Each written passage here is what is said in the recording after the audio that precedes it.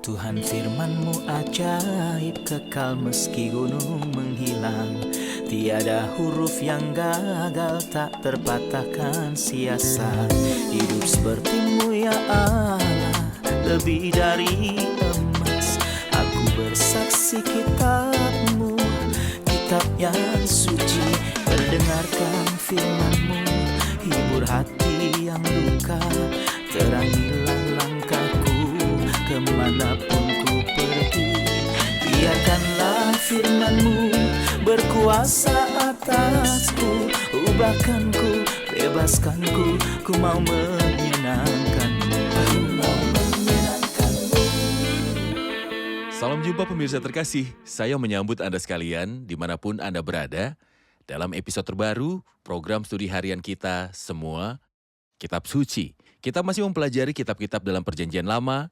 Kita telah mencapai Yesaya pasal ke-53, pasal terkenal yang berbicara tentang penderitaan dari Kristus. Dan kita telah mempelajari di bagian sebelumnya bahwa ketika Kristus datang ke bumi ini, Dia tumbuh di hadapan Bapa seperti tanaman yang lembut, seperti akar yang tumbuh di tanah yang kering. Ini adalah topik episode yang sebelumnya. Hari ini dengan rahmat Tuhan kita akan melanjutkan pembicaraan kita dalam pasal yang besar ini, Yesaya pasal ke-53, khususnya ayat terkenal yang dipelajari dalam hati, tetapi dia tertikam oleh karena pemberontakan kita, ganjaran yang mendatangkan keselamatan bagi kita ditimpakan kepadanya, dan oleh bilur-bilurnya kita menjadi sembuh. Saya dengan sepenuh hati berharap agar pelajaran kita hari ini akan menjadi berkat sejati bagi Anda sekalian, agar Anda mampu berlindung di dalam Kristus dan menikmati pekerjaannya di kayu salib, dan oleh bilur-bilurnya kita menjadi sembuh. Untuk memulai, izinkan saya untuk menyambut tamu kehormatan di studio, seorang hamba Tuhan, Saudara Yosef Riyad. Selamat datang, Saudara Yosef. Terima kasih, Saudara Riyad. Kami juga menyambut hadirin di studio, selamat datang. Pemirsa terkasih, kita akan memulai pelajaran kita hari ini sebentar lagi setelah jeda rehat.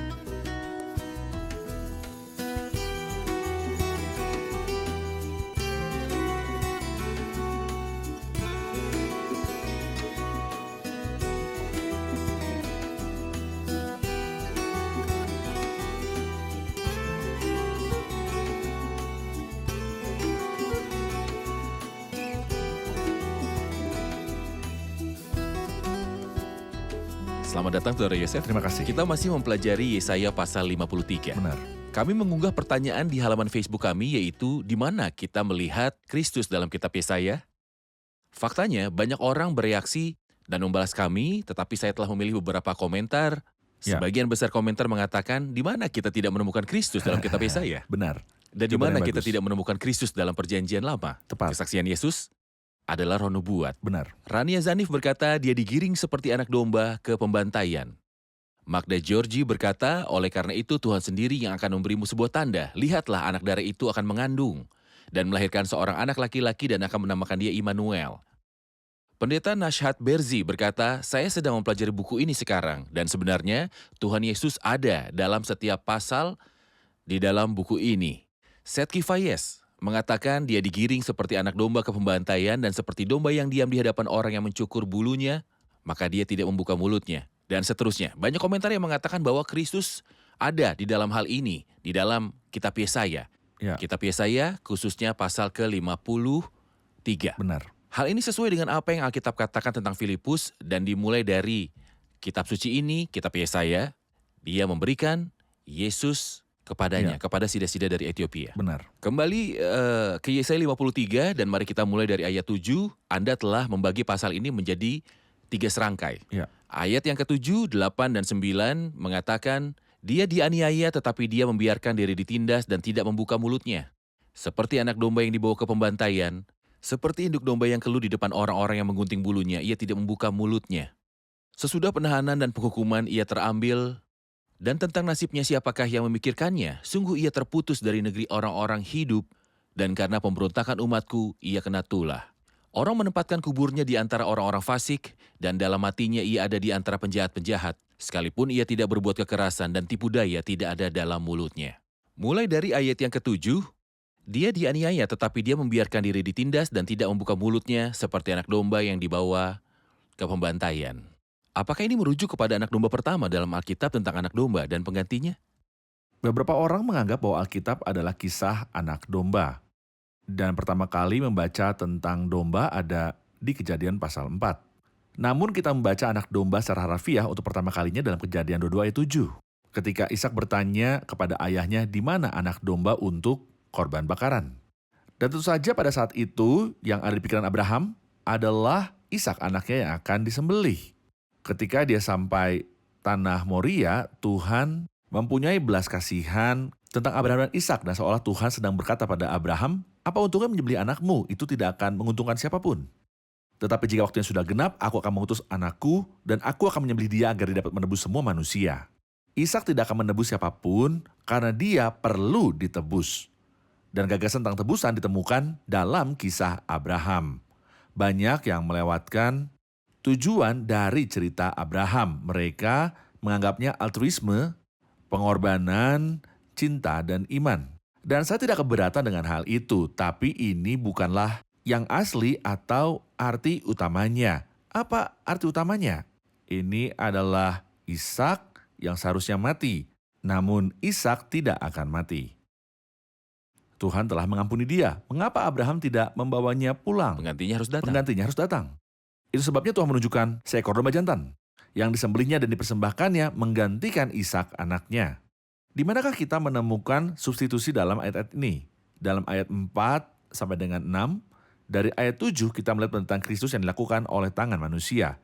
Bukan ini yang menyelamatkan kita, melainkan penderitaan Kristus oleh tangan Tuhan, itulah yang telah menyelamatkan kita dalam ayat dari 4 sampai 6. Oleh karena itu kita patut mengucapkan banyak terima kasih dan syukur kepada Kristus yang diremukan oleh karena kejahatan kita. Ganjaran yang mendatangkan keselamatan bagi kita ditimpakan kepadanya dan oleh bilur-bilurnya kita menjadi sembuh. Izinkan saya menceritakan sebuah cerita pendek dalam beberapa menit. Kapten kapal yang tidak beriman, suatu ketika saat berada di kapal, dia merasa akan mati. Dia ketakutan bukan karena menurut hukum maritim siapapun yang meninggal di kapal harus dibuang ke laut. Karena mereka tidak dapat menyimpan tubuhnya di kapal. Tapi karena dia tidak tahu apa-apa tentang apa yang ada di luar kematian. Dia minta seorang Kristen yang bisa memberitahunya bagaimana cara untuk diselamatkan. Mereka segera menggeledah kapal dan tidak menemukan siapapun kecuali seorang anak laki-laki. Dan ketika dia menemui kapten, dia berkata, aku tidak tahu apa-apa selain sebuah ayat yang diceritakan ibuku kepadaku sebelum dia meninggal. Yaitu ayat 5 pasal yang ke-53 dari kitab Yesaya. Dia menyuruhku mengganti kata kita dengan namaku. Yeah. Dia terluka karena pelanggaran John. Namanya John. Dia diremukan karena kesalahan John. Hukuman atas kedamaian John menimpa dia dan oleh bilurnya John disembuhkan. Dia berkata kepada kapten, kau bisa melakukannya jika kau mau. Jadi kapten berkata, dia terluka karena pelanggaran William. Namanya William. Dia terluka karena kesalahan William. Hukuman atas kedamaian William ada padanya dan melalui bilur-bilurnya William disembuhkan. Kapten merasa terhibur ketika kabar baik yang luar biasa ini disampaikan kepadanya dengan kata-kata yang sederhana. Kristus mati menggantikan dia. Jadi dia mati dalam harapan. Banyak orang, seperti yang Anda katakan sebelumnya, mengetahui Kristus karena Yesaya pasal 53 dimulai dari Kasim Ethiopia. Dalam Kisah Para Rasul pasal yang ke-8. Jutaan jiwa telah membaca perkataan ini dan merasa terhibur serta diberkati. Dan menyerahkan hidup mereka kepada Kristus dan menikmati pengampunan dan keselamatannya. Amin. Dan teksnya masih tersedia untuk siapapun, dimanapun, dalam budaya dan agama apapun yang merasa pelanggarannya menjadi beban di pundaknya. Dia dapat mencantumkan namanya di sini dan berkata, dia terluka karena pelanggaranku. Dia diremukan karena kesalahanku dan dia akan merasakan betapa cukupnya Kristus di kayu salib untuk menanggung beban kesalahannya. Benar. Dia dianiaya tetapi dia membiarkan diri ditindas dan tidak membuka mulutnya. Seperti anak domba yang dibawa ke pembantaian, seperti induk domba yang keluh di depan orang-orang yang menggunting bulunya, ia tidak membuka mulutnya. Apa yang Anda lihat dalam penindasan, penderitaan dan keheningan Kristus selama pencobaan? Faktanya dia tidak membuka mulutnya yang diulang 2 kali dalam ayat 7, di awal dan di akhir, disebutkan 7 kali dalam 4 Injil. 3 kali dalam Injil Matius, 2 kali dalam Injil Markus, sekali dalam Injil Lukas, dan sekali dalam Injil Yohanes. 2 kali di hadapan imam besar, ia tidak membuka mulutnya. 2 kali di hadapan Herodes, dia tidak membuka mulutnya. Sebelum Dan di Pilatus. hadapan Pilatus, dia tidak membuka mulutnya. Nubuatan itu digenapi dengan tepat, dia tertindas. Faktanya, saya mendorong semua yang tertindas bahwa orang yang sangat tertindas sepanjang sejarah adalah Kristus, tetapi Dia menyerahkan dirinya kepada Dia yang menghakimi dengan adil. Dan apakah Tuhan menghakimi dengan adil bagi Dia? Kita telah baca di awal puisi ini, sesungguhnya hambaku akan berhasil. Ia akan ditinggikan, disanjung, dan dimuliakan. Ya, apakah Tuhan telah memberikan kompensasi kepadanya? Dan siapapun yang tertindas tidak akan menyesal jika dia percaya kepada Tuhan. Oke. Ayat 8, sesudah penahanan dan penghukuman ia terambil dan tentang nasibnya siapakah yang memikirkannya? Sungguh ia terputus dari negeri orang-orang hidup dan karena pemberontakan umatku ia kena tulah. Apakah arti dari sesudah penahanan dan penghukuman ia terambil? Artinya penindasan, tempat pemerasan minyak anggur di Getsemani, jiwanya ditekan di sana. Dari penghakiman berarti dari pencobaan. Kristus dihadapkan pada 6 pencobaan dalam waktu sekitar 6 jam. Bayangkan, dia diadili di hadapan Hanas, lalu Kayafas, lalu dia dibawa ke sinagoga Sanhedrin. Kemudian kepada Pilatus, yang mengutus dia kepada Herodes, lalu yang mengirimkan dia kembali pada Pilatus. 6 pencobaan dalam waktu sekitar 6 jam. Orang-orang Yahudi mempunyai hukum bahwa setelah menjatuhkan hukuman mati, sinagoga Sanhedrin harus berpuasa selama minimal 3 hari secara berturut-turut. Bukan untuk bersikap tidak adil kepada siapapun, tapi di sini ada niatnya sebelumnya untuk menyalibkan Kristus. Jadi dia diambil dari penindasan dan persidangan hingga eksekusi. Jadi mungkin sekitar jam 8:30, orang-orang berteriak, salibkan dia. Dan Pilatus mencuci tangannya dengan air. Pada jam 9, Kristus digantung di kayu salib. Bagaimana bisa itu terjadi secepat itu? Hal ini bertentangan dengan hukum keadilan di semua negara di dunia. Dia tertindas dan dia diambil dari penindasan dan dari penghakiman atau pencobaan.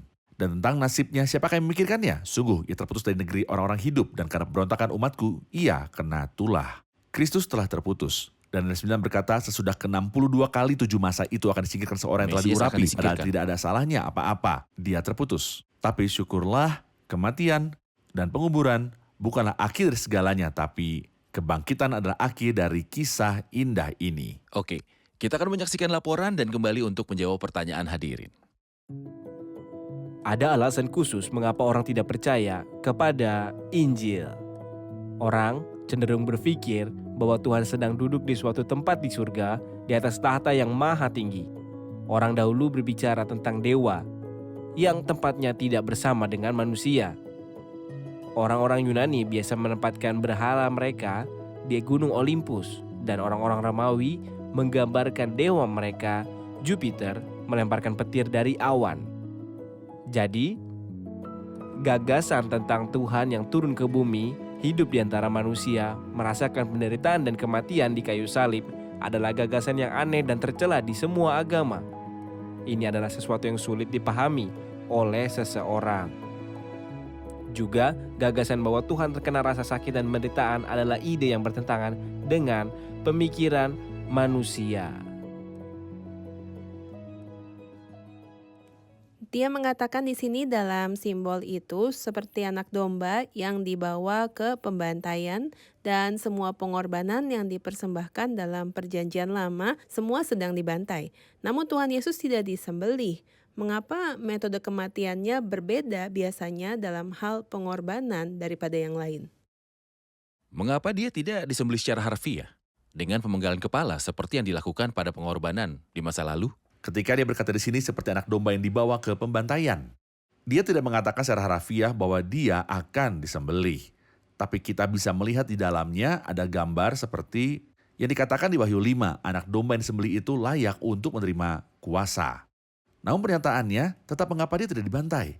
Karena jika dia disembelih, ini berarti seseorang telah mengambil nyawanya dan itu tidak mungkin karena Kristus berkata dalam kitab Yohanes 10 ayat yang ke-18, tidak seorang pun mengambilnya daripadaku, melainkan aku memberikannya menurut kehendakku sendiri. Jadi, jika mereka menyembelih dia, mereka akan mengambil nyawanya dan hal ini tidak akan pernah terjadi.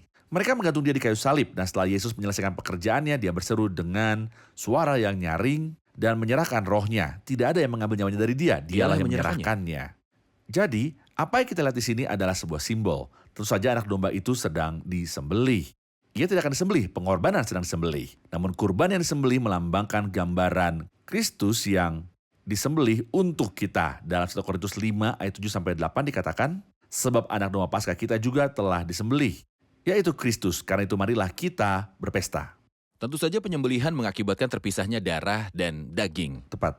Inilah Dan yang inilah yang terjadi pada terjadi. Kristus. Tepat. Lukanya ada di kepala, tangan, kaki, dan sekujur tubuhnya, bahkan lambungnya, tertusuk tombak sehingga hatinya terluka. Tepat. Dan darahnya dipisahkan dari Dan seketika dia. itu juga keluarlah darah dan air. Ya, adakah pertanyaan lain? Ternyata saudara ayat ada kalimat di ayat 8 yang menarik perhatian saya. Ia berkata, sesudah penahanan dan penghukuman ia terambil. Apa maksud dari ia terambil? Bukankah Kristus mati? Sesudah penahanan dan penghukuman ia terambil. Apa maksud Anda? Mungkin dia tidak mati Ya. tapi dibangkitkan? Ada yang bilang mungkin dia tidak disalib, tetapi di kayu salib Tuhan mengambilnya dan mengangkatnya. Dan akibatnya ada orang lain yang disalibkan. Sangat disayangkan berurusan dengan hal-hal suci yang abadi dengan cara yang kurang dipahami. Ini mereka dengan sengaja melupakannya. Jika seseorang mencari dalam Alkitab, dia akan menemukan begitu banyak ayat yang menegaskan bahwa Kristus telah mati. Namun meskipun dia tidak menyelidiki seluruh Alkitab, tapi terus saja membaca ayat yang sama. Dan tentang nasibnya siapakah yang memikirkannya? Sungguh ia terputus dari negeri orang-orang hidup. Dan karena pemberontakan umatku, ia kena tulah. Orang menempatkan kuburnya di antara orang-orang fasik dan dalam matinya ia ada di antara penjahat-penjahat. Bukankah ini menyatakan kematiannya? Dia juga mengatakan dan dalam matinya ia ada di antara penjahat-penjahat. Kata kematiannya disebutkan dalam bentuk jamak dalam bahasa Ibrani. Tetapi tidak mungkin terjemahkan dalam bahasa Arab dalam bentuk jamak. Apa artinya menggunakan bentuk jamak? Artinya kematian itu sangatlah menyakitkan dan mempunyai akibat yang sangat mengesankan. Tidak seperti kematian Tidak pada seperti umumnya. Kematian pada umumnya. Oke. Ayat 9, orang menempatkan kuburnya di antara orang-orang fasik. Dan dalam matinya ia ada di antara penjahat-penjahat sekalipun ia tidak berbuat kekerasan dan tipu daya tidak ada dalam mulutnya. Siapa yang mengusulkan pendapat menjadikan kuburnya bersama orang-orang fasik? Dan bagaimana Allah turun tangan untuk menghormati Kristus? Para imam kepala sedang merencanakan untuk mematahkan kaki ketiga orang yang disalib itu agar mereka mati sebelum Sabat. Karena itu adalah hari raya. Mereka meminta Pilatus mematahkan kaki mereka. Dan lubang ke tempat mereka berencana menghubungkan Kristus telah disiapkan. Namun hal ini mustahil terjadi untuk banyak alasan. Pertama, untuk menghormati tubuh Kristus. Di sini ia berkata bahwa orang menempatkan kuburnya di antara orang-orang fasik. Dan dalam matinya ia ada di antara penjahat-penjahat.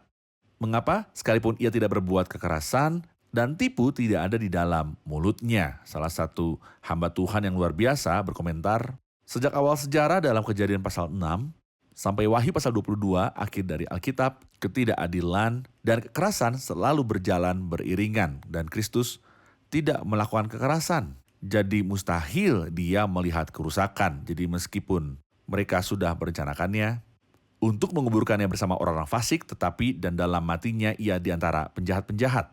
Siapa orang kaya ini? Kita membaca seolah-olah dia muncul tiba-tiba. Namun nyatanya itu terjadi secara tiba-tiba karena Tuhan telah mempersiapkan dan ada ramalan tentang Yusuf dari Arimatea 700 tahun sebelum dilahirkan. Yusuf dari Arimatea telah menyiapkan sebuah makam di mana tidak seorang pun dikuburkan. Dan Kristus adalah orang pertama yang dikuburkan di makam ini agar tubuhnya tidak melihat kerusakan. Namun, kenyataannya ada alasan yang lebih dalam dari itu. Bukan sekedar untuk menghormati tubuh Kristus meskipun itu alasan yang substansial, tetapi untuk membuktikan realitas kebangkitan. Seandainya dia dikuburkan bersama orang-orang fasik dalam sebuah lubang dan semuanya berakhir atau telah dibakar seperti yang dilakukan terhadap orang fasik. Bagaimana kita mengetahui dan yakin bahwa Kristus telah bangkit? Benar. Ia dikuburkan dalam sebuah kubur yang digali dari batu. Dan menggulingkan sebuah batu ke pintu Dan menyegel batu itu menetapkan penjaga. Meskipun begitu pada hari ketiga datanglah seorang malaikat dan menggulingkan batu itu bukan agar Kristus bangkit, Mendeklarasikan. tapi untuk menyatakan kepada semua orang yang berada di luar kubur bahwa Kristus tidak lagi berada di dalam kubur. Jadi penguburan Kristus di makam orang kaya di satu sisi penting untuk menghormati kemanusiaan Kristus. Engkau juga tidak akan mengizinkan yang kudus melihat korupsi. Di samping itu, agar kita yakin tanpa keraguan bahwa orang yang kita kasihi telah mati di kayu salib dibangkitkan pada hari yang ketiga. Sebelum melanjutkan ke bagian kedua, saya ingin komentar Anda tentang kedaulatan Allah mengenai kematian dan kebangkitan Kristus. Saat kematian Kristus, Pilatus menulis sebuah gelar dan meletakkan di kayu salib. Inilah raja orang Yahudi. Mereka tidak ingin dia menulis itu, tapi Tuhanlah yang memutuskan apa yang akan ditulis. Dan ketika mereka ingin menguburkannya sebagai salah satu penjahat, apa yang Tuhan lakukan? Mohon ceritakan tentang kedaulatan Tuhan dalam masalah penyaliban dan kebangkitan ini. Faktanya, banyak hal yang bisa dikatakan tentang masalah ini dari semua aspek.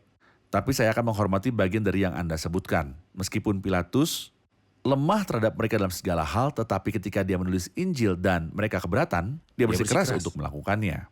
Apa yang telah dia putuskan meskipun itu hanya formalitas yang tidak akan membuat perbedaan apapun. Mereka berkata padanya jangan menulis raja orang Yahudi. Tapi dia berkata, akulah raja orang Yahudi. Pilatus menjawab, apa yang kutulis? Sudah aku tulis. Seseorang berkomentar, jika Pilatus bersikap adil, dia akan berkata, apa yang aku tulis itulah yang ditulis Tuhan, dan apa yang telah Tuhan tulis tidak dapat diubah. Anda telah bertanya mengenai kedaulatan Tuhan.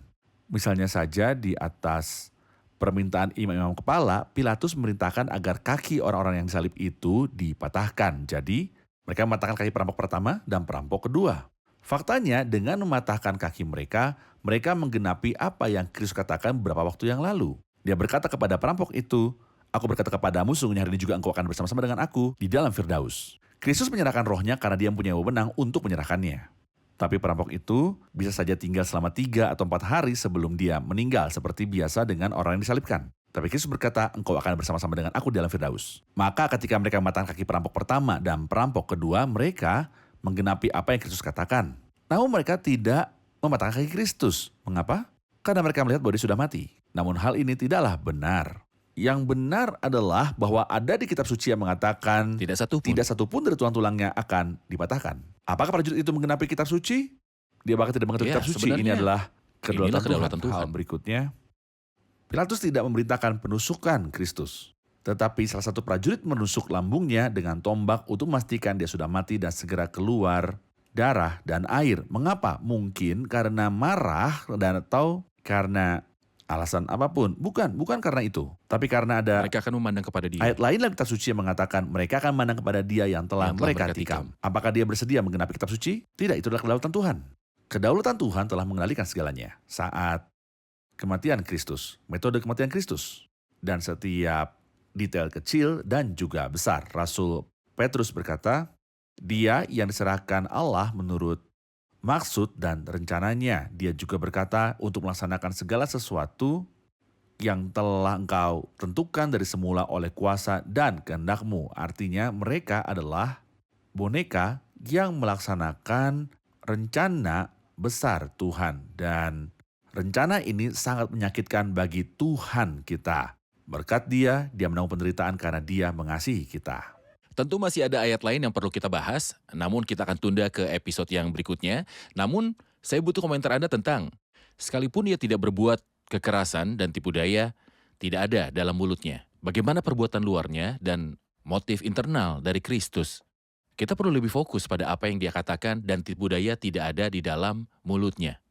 Bagaimanakah ajaran dan kesaksiannya? Silakan. Semua orang curang. Apakah saya terlalu melebih-lebihkan? Tidak sama sekali. Inilah yang dikatakan oleh Alkitab. Benar. Daud mengatakan dalam Perjanjian Lama, aku berkata dengan tergesa-gesa. Semua manusia adalah pembohong. Namun Paulus menjawabnya dalam Perjanjian Baru dengan mengatakan tanpa tergesa-gesa, biarlah Tuhan itu benar, tetapi setiap manusia adalah pembohong.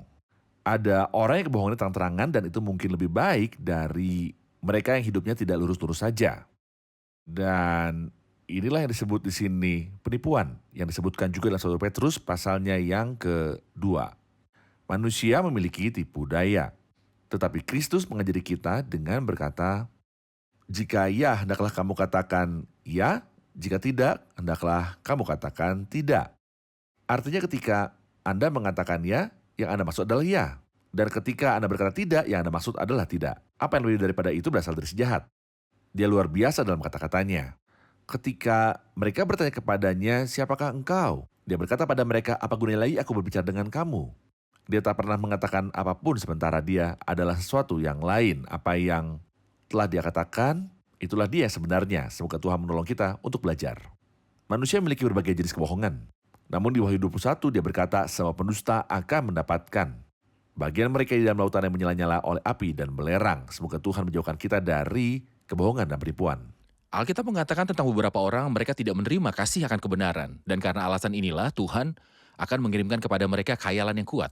Kita melihat ada banyak orang dan pemimpin di seluruh dunia yang berbohong. Seperti misalnya seseorang akan berkata, aku diutus Tuhan. Dan aku berbicara atas nama dia. Dan kamu harus percaya pada apa yang aku katakan. Tapi apa buktinya untuk apa yang dia telah katakan? Apa bukti pertanggungjawabannya? Tetapi Kristus berbicara, dia membuktikan bahwa dialah yang benar. Ketika dia mengatakan bahwa dia adalah Tuhan, dia membuktikannya dengan perbuatannya dan sifat-sifatnya bahwa dialah Tuhan. Dan kapanpun dia mengatakan sesuatu, dia menghidupi yang dikatakan. Tak ada tipu daya dalam Kristus. Jadi semua orang benar-benar perlu memikirkannya dengan baik, siapa yang harus diikuti, dan kata-kata mana yang bisa mereka percaya. Hal-hal seperti itu tidak boleh dianggap sebagai dalil. Semuanya harus diperiksa apakah itu benar atau hanya klaim. Benar. Jika kita Benar. ingin meninggalkan pesan kepada pemirsa mengenai bagian ini, apa yang akan Anda katakan? Saya akan berkata, ada orang meninggal menggantikan Anda. Saya tidak mempunyai pesan yang lebih luar biasa dari ini. Dan saya berharap dari lubuk hati saya, bahwa semua orang yang menonton kita di episode ini akan membaca ayat 5 sekali lagi dan mencantumkan namanya di dalamnya. Tetapi dia terluka karena pelanggaranku, dia diremukan karena kesalahanku. Kristus bukannya tidak berdaya ketika dia disalibkan, dia pergi atas kemauannya sendiri. Dan dengan segala kasihnya kepadaku. Rasul Paulus berkata, anak Allah yang mengasihiku dan menyerahkan dirinya untukku. Dan setiap orang, meskipun dia adalah musuh Kristus, seperti Saulus dari Tarsus yang telah diubah Tuhan menjadi Rasul Paulus, bisa berkata, yang mencintaiku dan menyerahkan dirinya untukku. Terima kasih Saudara Yosef. Tuhan Kita akan berkati. rangkum episode ini bersama hadirin.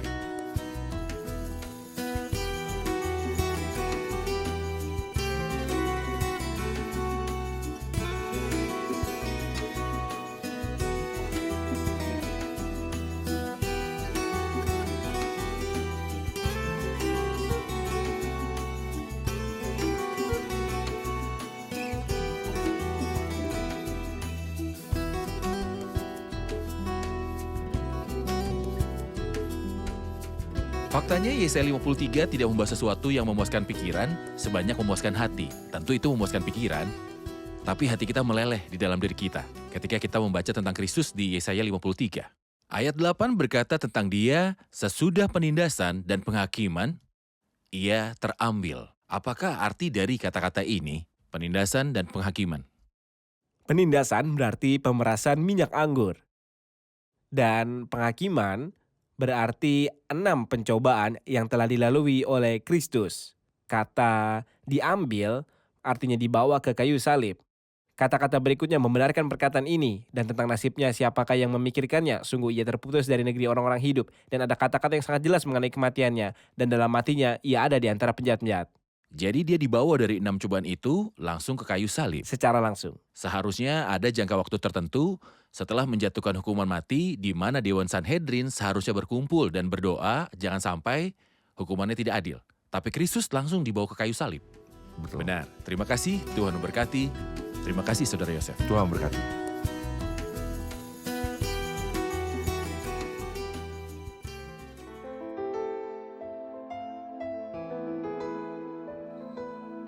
Tuhan firman-Mu ajaib, kekal meski gunung menghilang. Tiada huruf yang gagal, tak terpatahkan siasat. Hidup seperti-Mu ya Allah, lebih dari emas. Aku bersaksi kitab-Mu, kitab yang suci. Terdengarkan firman-Mu, hibur hati yang duka. Terangilah langkahku kemanapun ku pergi. Biarkanlah firman-Mu berkuasa atasku. Ubahkanku, bebaskanku, ku mau menyenangkan-Mu. Tuhan firman-Mu ajaib, kekal meski gunung. Ubah dan bebaskan aku.